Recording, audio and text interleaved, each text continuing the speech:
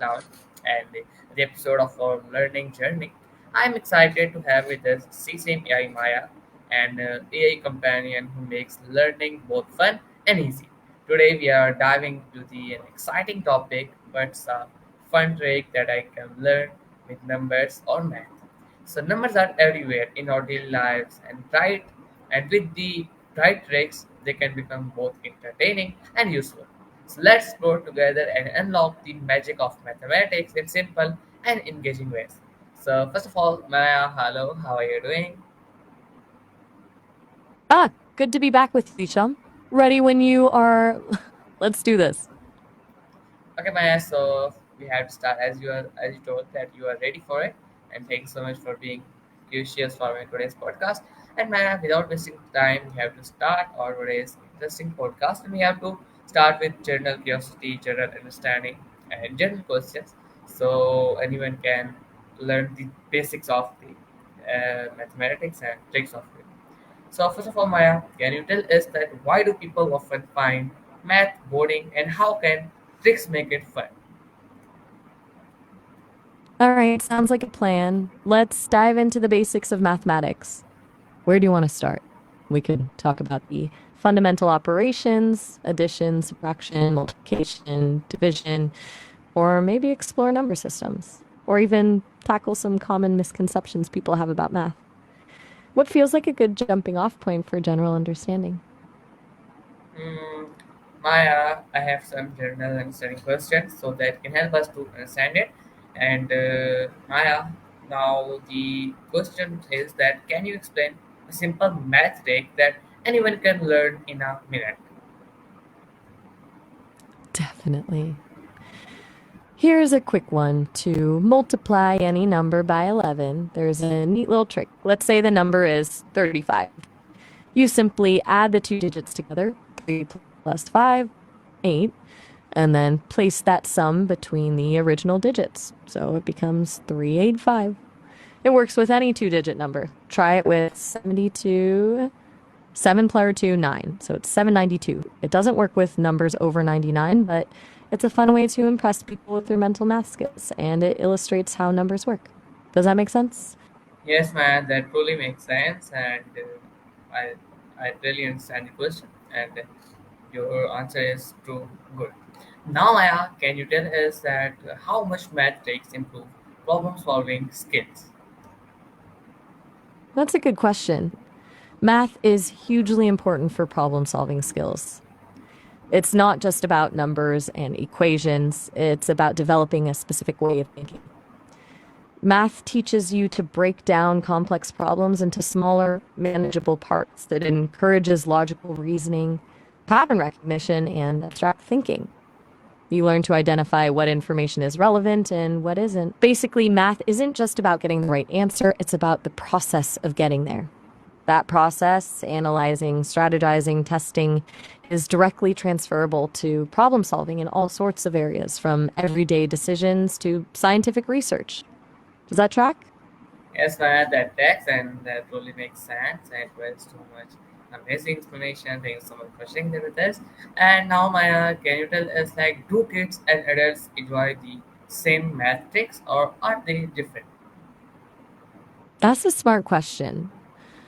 While the core principles are the same, the kinds of math tricks kids and adults enjoy and benefit from often differ.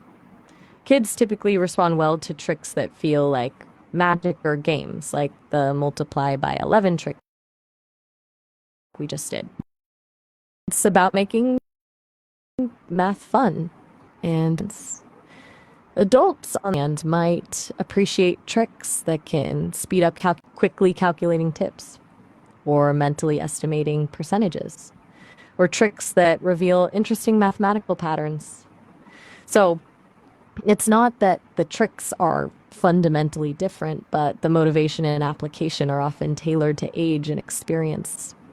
Would you like me to give an example of a trick that might appeal more to an adult? Yes, Maya, you can give so it will help us to understand it better. Got it? Okay.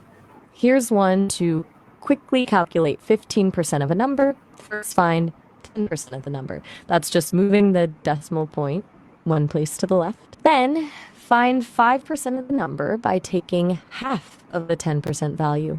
Finally, add the 10% and 5% values together.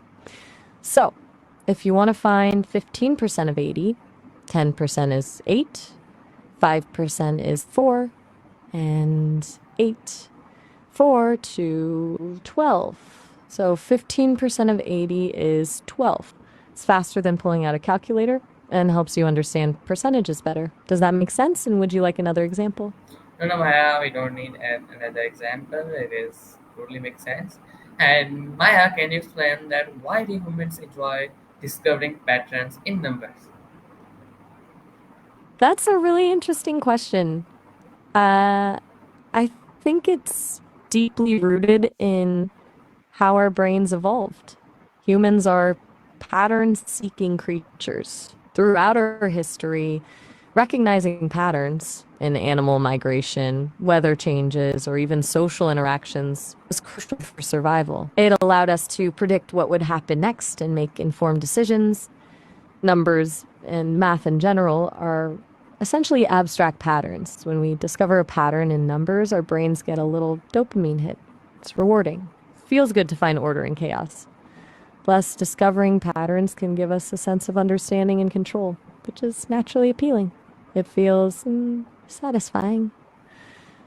Does that resonate? Yes, that really makes sense. And because of internet issue, I can't hear your question totally. So now, Maya, can you explain that how can someone check if a number is divisible by 3, 5, or 9 easily? Ah, internet gremlins. But no worries, I'll carry on. All right, let's talk divisibility. Here are the quick checks. For 3, add up all the digits of the number. If the sum is divisible by 3, then the original number is also divisible by 3. For example, 1, 2, 3, 1 plus 2 plus 3, 6. And 6 is divisible by 3, so 1, 2, 3 is 2. For 5, if a number ends in a 0 or a 5, it's divisible by 5. Simple as that. Similar to the rule for 3, add up all the digits. If the sum is divisible by 9, the original number is divisible by 9. Example 549. 5, 4, mine's on which 18, and 18 is divisible by 9, so 549 is as well. Those are handy little shortcuts that can save a lot of time when doing mental math. Do those make sense? Yes, man, that really makes sense. It was so much good explanation to understand the that what is the divisible by 3, 5, or 9 easily. How can check? So now, Maya, can you tell us like, is there a mental math trick for adding large number fast, or there's no? There absolutely are. It gets a little more involved, but it's really useful. It's one trick is breaking down the numbers into smaller, more manageable chunks. Let's say you want to add 568 and 324. Instead of trying to add all three columns at once, you can add the hundreds first. 500 plus 300, 5 and stay, then the tens, 60 plus 25 to sortie 4. Then add those results together, 880 plus 12, 892. Another trick is carrying from right to left, but doing it mentally. It takes practice, but it speeds things up dramatically. The key is to become comfortable manipulating numbers in your head. There are even more complex strategies, but those are a good place to start.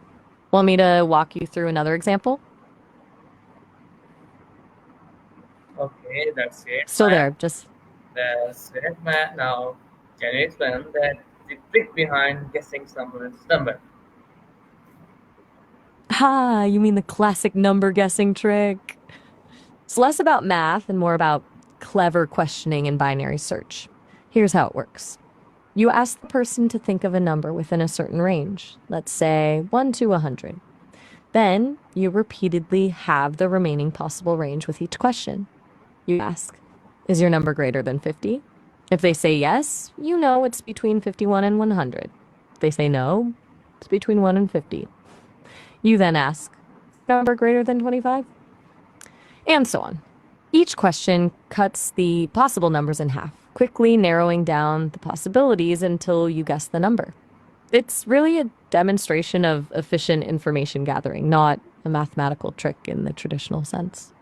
It's a bit like a decision tree. Does that clarify it? Yes, man, that clarified that how can we guess anyone's number. And I know it is so much interesting question.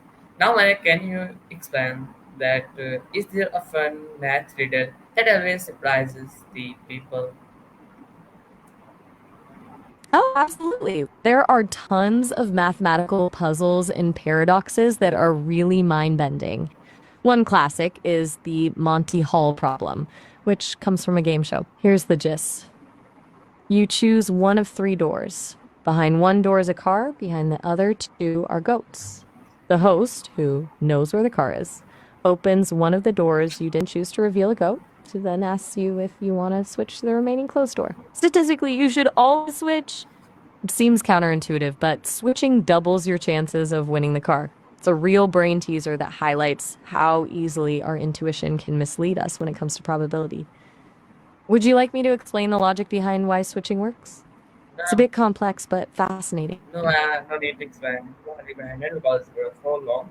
Now, Maya, can you tell us that what is the main trick that anyone can good at the mathematics and can as you know most of the people are good at the mathematics uh, anyone can answer in just seconds like if I ask you 189 multiplied by 189 so you can answer in 1 or 2 seconds so if how can anyone can become be good at like this. Okay, I think I understand what you're getting at. You're asking what skills allow someone to quickly process and recall basic math facts, like identifying the 1 in 100, 1 in 189. It comes down to a combination of a few things. Primarily, it's about number sense, a deep understanding of numbers and their relationships. This develops through practice and exposure. It's like learning your times tables. The more you use them, the more automatic they become. Also, strong pattern recognition skills play a role, recognizing that 189 is made up of 100, 8 tens, and 9 ones. Then there's working memory, the ability to hold and manipulate information in your head. People who are quick at math have typically developed these skills through consistent practice and a willingness to explore numbers. It's not necessarily about being naturally good at math, it's about building those fundamental skills over time that help explain it. Yes, Ryan, that really makes sense. That was so much good explanation. That how can anyone get good at the math? But it is hard, but can be. Maya, can how can math save time while shopping?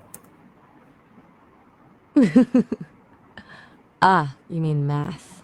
Yes, math can be a huge time saver while shopping. Here's how first quick mental calculations for discounts. Instead of fumbling for a calculator, learn to quickly calculate percentages. Second, unit pricing, comparing the price per ounce, pound, or item to find the best deal. Third, estimating totals before you get to the checkout to avoid surprises. Fourth, using math to budget and stick to your shopping list. Finally, calculating sales tax quickly and accurately. It's all about making informed decisions quickly and efficiently. The more you practice these skills, the more automatic they become, freeing up your time and saving you money. Hmm. Okay, Maya, that's nice. Now we know that how can math tricks can help us too while shopping. And Maya, now can you share a math hack useful in travel or budgeting? Absolutely. Here's a useful one for travel budgeting, specifically when dealing with currency conversions. Instead of trying to do complex conversions in your head, round the numbers to make them easier to work with. For example, if the exchange rate is 1 USD, 0.90 euro, round it to 1 USD, 1 euro, You'll be slightly off, but it makes quick estimations much easier. When budgeting, estimate high. Round up expenses to the nearest dollar or euro to avoid underestimating and running out of money. Also, using percentages to figure out tips or splitting bills is super helpful while traveling. It's all about simplifying the math to make informed decisions on the go. Does that make sense? Yes, Maya, that really makes sense. Thank you so much for explaining it in a easy way. Now, Maya, can tell us like what is the easiest way to remember squares of number? Okay, this is a good one. The easiest way to remember squares is to memorize the squares of numbers 1 to 20. They show up a lot, but there's a trick for squaring numbers ending in 5. Let's say you want to square 35. Take the first digit, 3, and multiply it by the next higher integer, 4. That gives you 12. Then just add 25 to the end. So 35 squared is 225. Oh, It works for any number ending in 5. 15 squared is 225, 25 squared is 625, and so on. It's a pattern that makes memorization much easier. Beyond that, practice and repetition are key. Maya, it is a Creating flashcards. really amazing hack that, like, as you have explained, the trick that can about the memorizing square roots. So it is so much helpful. Thanks so much for sharing with us. Maya, can tell us like, is there a trick for learning cube numbers, or there's no? You're very welcome. Glad you found that helpful. And yes, there are tricks for learning cubes, although they're a bit more involved than the one for squares. One helpful pattern is for numbers 1 to 10. You can memorize those. But for bigger numbers, you can use to cube a number, like break it down 23 by 23 by 23. It's lengthy, but there are shortcuts. For example, remember the binomial expansion formula. A-tech of the other plus. 3a10 plus 3ab a10 plus b quadrate. It's a bit complex, but if you're trying to cube a number like 21, you can think of it as cubed number, which is in 20s. And just add on but honestly, memorizing cubes from 1 to 10 and practicing frequently is the most practical approach. It's a bit more work than squares, but doable with consistent practice. Okay, that's it. Good to hear about it. And now, Maya, can you tell us that what's a math shortcut to remember PI? Pi. Ah, a classic.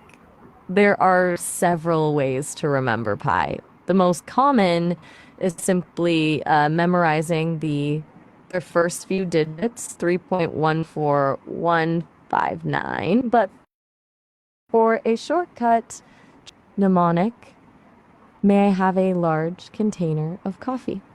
Each word's first letter corresponds to a digit of pi, 3.44159. There are lots of other mnemonics out there too, and people often create their own. You can also remember it through songs or poems. While the digits go on infinitely, memorizing the first few will get you pretty far in most calculations. Is that helpful? Still with me? Just let me know when you're ready to continue. Okay, Maya, that clarified total explanation. And now, Maya, can you tell us like how can math tricks can be turned into the magic shows? Okay, that's a fascinating question.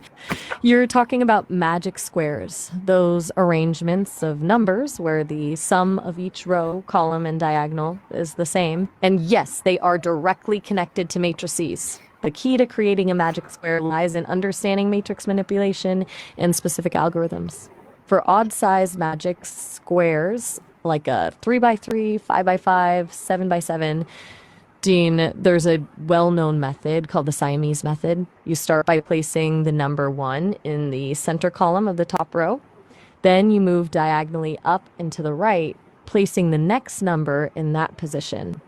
If you hit the edge of the square, you wrap around to the opposite side. If a cell is already occupied, you move down one cell from the previous number. For even size magic squares, the process is more complicated and typically involves breaking down the square into smaller matrices and applying specific transformation rules. It really gets into linear algebra. It's definitely not a simple trick, but the creation of magic squares demonstrates the powerful mathematical principles underlying them. Does that give you a bit of insight into how they work? It's a cool intersection of math and a bit of illusion.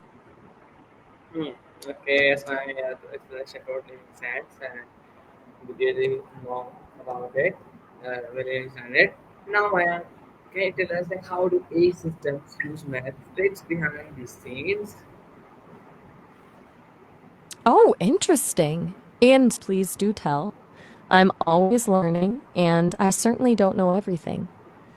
I'm eager to hear what you've discovered about how AI systems utilize the methods behind magic squares and matrices. I'm all ears. Or, well, all processing power. Go ahead. Still there, taking a moment to listen when you're ready Yes, to man. share. I'm still here. Just as you know, my internet is not so good, so that's why I have some issues related to internet. And now, Maya, can you explain that? Can someone guess another stage with the numbers, or it is hard? Okay, Shalia. No problem at all. I understand about the internet connection, and yes, absolutely. Someone can guess another person's age using math, though it's not a perfect science. There are a few classic age guessing puzzles that rely on a series of questions and mathematical operations. They typically involve asking about the sum of the digits, reversing the digits, multiplying by a constant, and so on. The key is to set up a system of equations that can be solved to determine the age. It's more a clever mathematical trick than true guesswork, and it requires some algebraic manipulation. I can walk you through an example if you'd like. It's not foolproof and it relies on the person answering truthfully, but it can be surprisingly accurate. Does that make sense? Hmm. Yes, Maya, that gives us a good overview to understand the this day. And now, Maya, in last, can you tell us, can math tricks man make someone more confident or no? That's a really insightful question. I absolutely believe magic tricks can boost someone's confidence. There are a few reasons why. First, learning a magic trick, mastering the sleight of hand, the presentation, the misdirection, gives you a sense of accomplishment. It's a skill you've developed. Second, performing a trick successfully and seeing the astonishment on people's faces is incredibly rewarding. It builds self assurance and a feeling of being able to engage and entertain others. Third, it forces you to overcome stage fright and practice public speaking, which confidence builders themselves. Ultimately, magic isn't about deception, it's about creating a shared moment of wonder. And being able to do that can be incredibly empowering. Does that resonate with you? All right. Well, it sounds like we're at a bit of a No, no, pause. Maya. I'll be here when you're. Maya, in Okay, last, our apologies. interview time is almost completed. So, in last, I want that.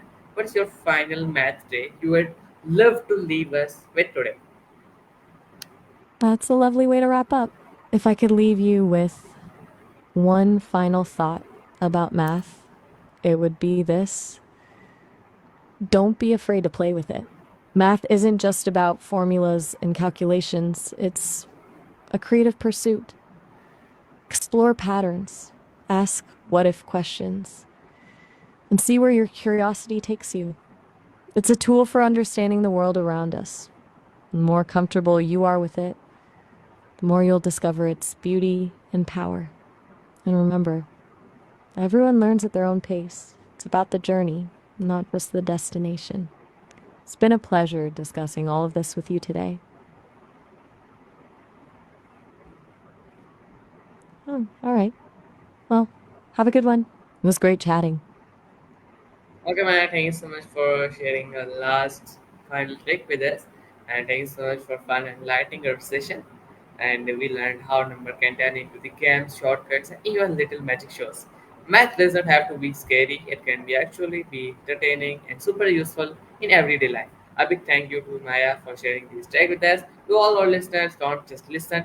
Try these math tricks yourself, surprise your friend, and see the magic of numbers in action.